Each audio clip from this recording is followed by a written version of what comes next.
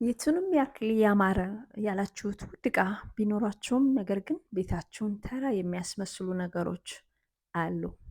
ሰላም ወዳጆቼ፣ እንኳን ደህና መጣችሁ። የዛሬው ሀሳቤ የሚያተኩረው ቤታችንን ተራ የሚያስመስሉ ነገሮችን እናይና ጎን ለጎን ደግሞ ትንሽ ዲቴሎችን ብናስተካክል ሃይ ኤንድ እንዲሆን የሚረዱ ነገሮችን ሼር አድርጋችኋለሁ። መልካም ቆይታ።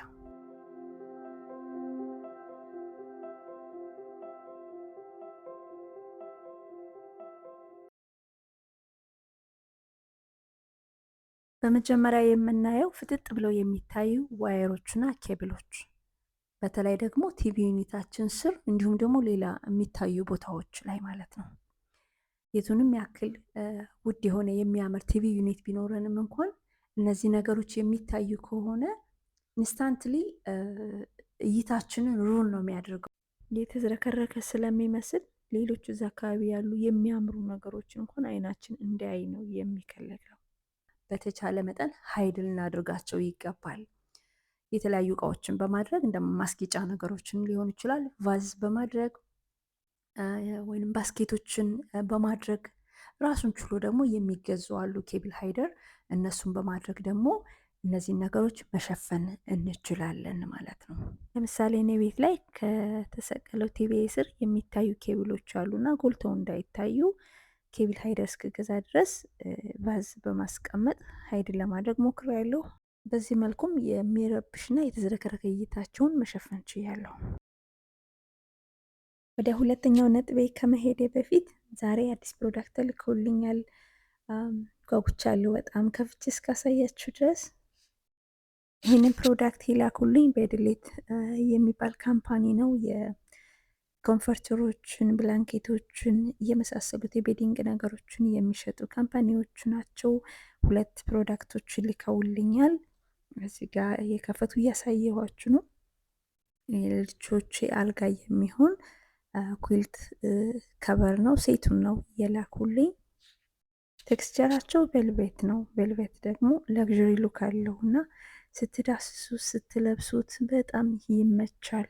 ኮዚ ፊሊንግ ይሰጣል። እኔ የመረጡት ከለር እርበን ቱብ የሚል ነው። የተለያዩ ከለር ቫራይቲዎች ዌብሳይታቸው ላይ አላቸው።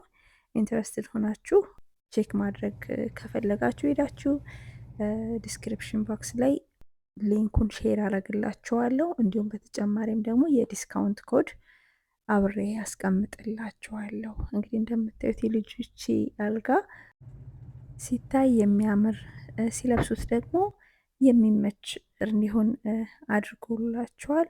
በጣም ነው የወደድኩት። ኮምፎርተሩን ኦል ሲዝን ወይም ደግሞ ሁሌም መለበስ የሚችል አይነት ስለሆነ ሁሌም መልበስ ይችሉታል።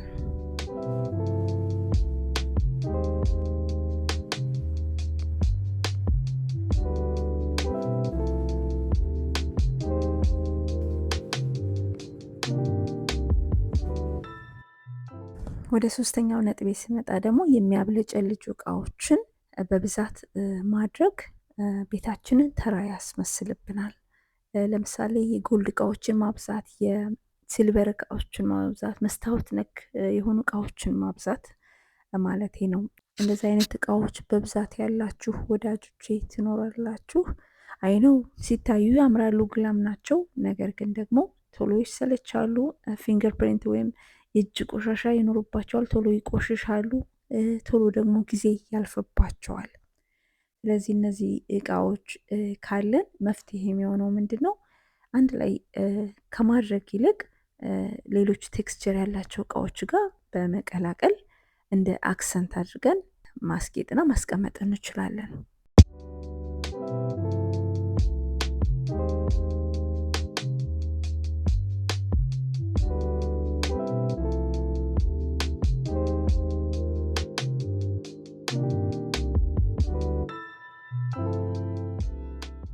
አራተኛ ላይ የምናየው ደግሞ መጋረጃ ነው። መጋረጃ ሩማችንን ሃይንድ እንደሚያደርገው ሁሉ ደግሞ ተራ ደግሞ የማድረግም አቅም አለው። በተለይ ከመስኮታችን ቁመቱ ያነሰ መጋረጃ እንዲሁም ደግሞ ከመስኮታችን ስፋት የጠበበ መጋረጃ ስናደርግ ቤታችንን ተራ ያደርግብናል። ስለዚህ መጋረጃ ጨርቅ ስንገዛ ከመስኮታችን ስፋት 2 ወይም 2.5 እጥፍ አድርገን ነው መግዛት ያለብን። ቁመቱ ደግሞ አትሊስት የወለሉን ጫፍ እስኪነካ ወይም ለዛ ቅርብ የሆነ ልናደርግ ይገባል። ስላሰቃቀሉ እንዲሁም ስለ መጋረጃ ሞር ማወቅ ከፈለጋችሁ ከዚህ በፊት የሰራሁት ቪዲዮ አለ፣ ቼክ ማድረግ ትችላላችሁ።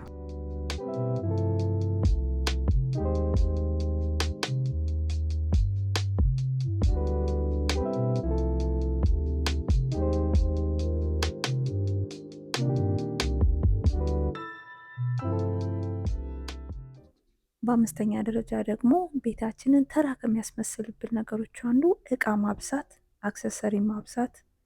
እነዚህ ነገሮች ቪዥዋል ክለተር ስለሚፈጥሩ የሚያጨናንቅ ስሜት እንዲሰማን ያደርጋል። ቤታችን ደግሞ ጠባብ እንዲመስል ያደርገዋል። እንደዚህ እንዳይሆንብን በተቻለ መጠን ሚኒማሊስት ለመሆን መሞከር፣ ብሪዚንግ ስፔስ መተው ይኖርብናል። ይሄንን ስል በቤታችን አቅም ልክ ሳናበዛም ሳናሳነስም ተገቢውን አክሰሰሪም ሆነ ፈርኒቸር ቦታው ላይ ማስቀመጥ።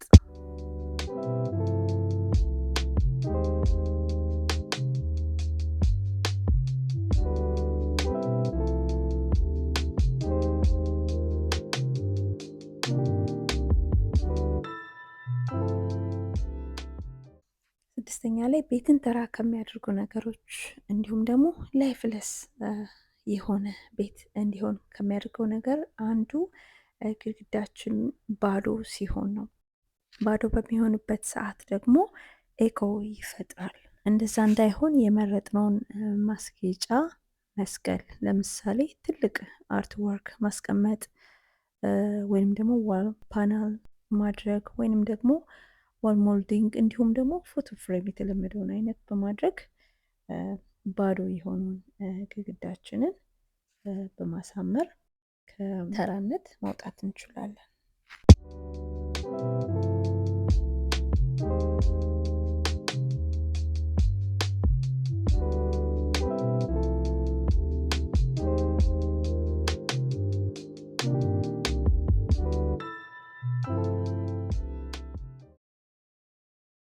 በሰባተኛና በመጨረሻ የምናየው ደግሞ በጣም ብራይት የሆኑ ነጭ መብራቶችን ብቻ ቤታችን ውስጥ ማድረግ ነው። እነዚህ ላይቶች በባህሪያቸው ጭው ያሉና ቤትን ተራ የማድረግ ቅዝቅዝ የማድረግ ነገር አላቸው።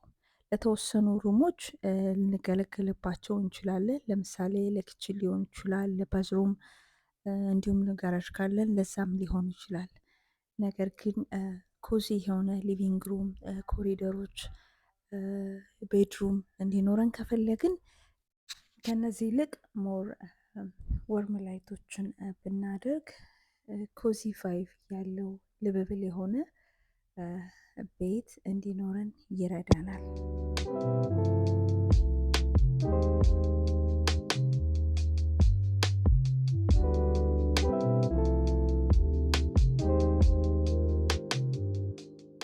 እንግዲህ ውድ ተመልካቾቼ እንድታስታውሱት የምፈልገው ቤትን ሀይ ኤንድ ማድረግ ማለት ብዙ ወጪ አውጥቶ ውድ እቃ መግዛት ሳይሆን እያንዳንዱ ለምንገዛውና ለምናዘጋጀው ነገር ዲቴይል አቴንሽን ሰጥተን ቤታችን ሲያዩት የሚስብ እና የሚመች ኮዚ ፊሊንግ እንድንፈጥር መክራችኋለሁ፣ ኢንከሬጅ አድርጋችኋለሁ። ይህን ቪዲዮ ጠቃሚ ሆኖ ካገኛችሁት ላይክ፣ ሼር እንዲሁም ደግሞ ኮሜንት በማድረግ ቻናሌን ሰፖርት እንድታደርጉ እየጋበዝኳችሁ በሚቀጥለው ደግሞ በሌላ ቪዲዮ እንገናኛለን። እስከዛ ድረስ የተባረከ ሳምንት ይሆንላችሁ።